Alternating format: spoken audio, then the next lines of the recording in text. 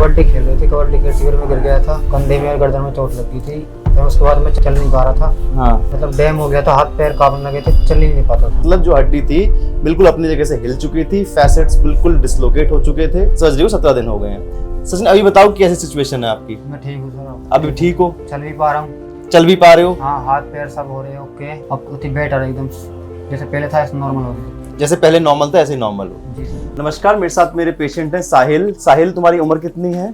23। 23 years. शादीशुदा हो? जी।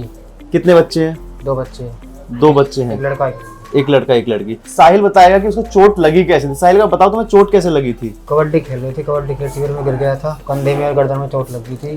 फिर उसके बाद मैं चल नहीं पा रहा था। हाँ, मतलब डैम हो गया था, हाथ पैर कांपने लगे थे, चल ही नहीं पाता था। चल नहीं पाते थे। जी। कब चोट लगी थी? 2-2.5 महीने हो गए। 2-2.5 महीने पहले चोट लगी थी। जी सर। तब कबड्डी खेलते वक्त, उसके बाद आप चल नहीं पाते थे। जी। हमने इनका एमआरआई कराया था। एमआरआई के अंदर C5-C6 का डिसलोकेशन था। डिसलोकेशन मतलब जो हड्डी थी बिल्कुल अपनी जगह से हिल चुकी थी, फैसेट्स बिल्कुल डिसलोकेट हो चुके थे। उसी हड्डी के पीछे होती है स्पाइनल कॉर्ड। स्पाइनल कॉर्ड शरीर की एक बहुत मोटी नस होती है जिससे हाथ और पैर का कंट्रोल रहता है।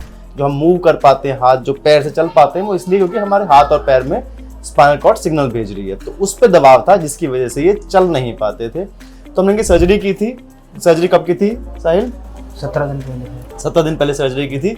सर्जरी के अंदर हमने आगे से भी, मतलब C5-C6 को आगे से रिलीज किया, पीछे से रिलीज किया। जो नस पे दबाव था उसको खोल दिया। आगे से पेच और प्लेट डाली है, पीछे से पेच डाले हैं, और सर्जरी को 17 दिन हो गए हैं।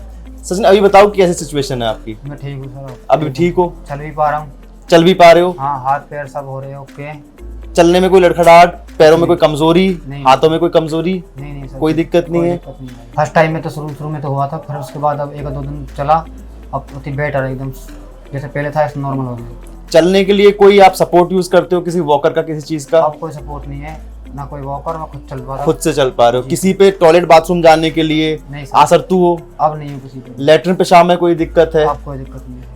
लेटरिन पेशाब खुद से निकल जाता हो, या पेशाब में कंट्रोल न रहा हो, या लेटरिन में कंट्रोल न नहीं रहा सर, हो? ओके, जैसे पहले नॉर्मल था ऐसे ही है। जैसे पहले नॉर्मल था ऐसे ही नॉर्मल हो। जी सर। तो अभी इनको सर्जरी को 17 दिन हुए हैं। हम आज इनकी टांगे काट देंगे। जो ये सर्वाइकल कॉलर है, ये प्रॉपर रिहेबिलिटेशन प्रोटोकॉल होता है कि 3 महीने तक जो हमने पेच डाले हैं और जो हमने प्लेट डाली है वो उसको सपोर्ट करेगी 3 महीने तक। उसके बाद हड्डी जो खुद बन के पूरी स्टेबल हो जाएगी, उसके बाद हम ये कॉलर हटा देंगे।